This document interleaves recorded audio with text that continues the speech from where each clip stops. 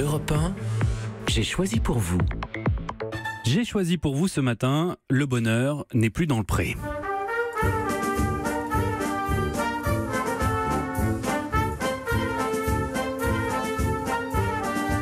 Le bonheur n'est plus dans le pré pour bon nombre d'agriculteurs. On vous en parle régulièrement sur Europe 1. Nos amis fermiers, éleveurs et autres, vous le savez, ont bien du mal à vivre du produit de leur terre. Volatilité des prix, avalanche de normes en tout genre, concurrence déloyale venant de l'étranger.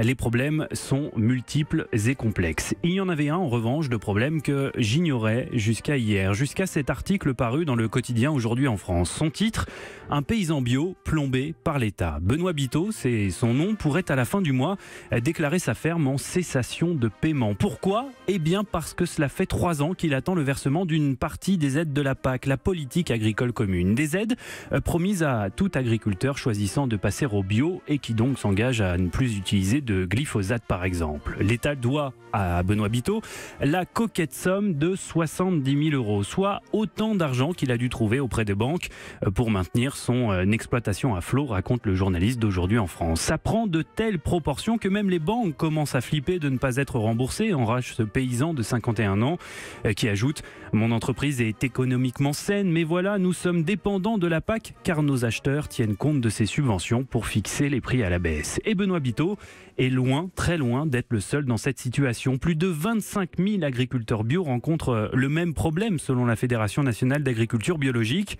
Alors, pourquoi l'État n'arrive-t-il pas à verser l'argent auquel ont droit ces milliers d'agriculteurs ? Eh bien, il s'agirait d'un problème de logiciel. Oui, de logiciel, vous avez bien entendu. Il y a 3 ans, une nouvelle version de la politique agricole commune a été mise en place. Les 9 milliards d'euros d'aide sont désormais répartis selon des règles totalement différentes.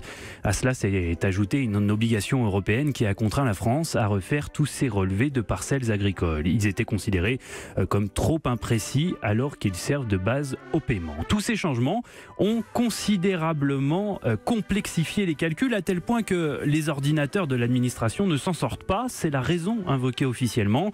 Une partie de l'argent dû par l'État aux agriculteurs en bio devait être versée en mars. Puis une nouvelle fois, ça a été reporté en juillet, puis en octobre prochain. De quoi rendre chèvres ces milliers d'agriculteurs menacés de perdre leur bonheur et leur prix. Europe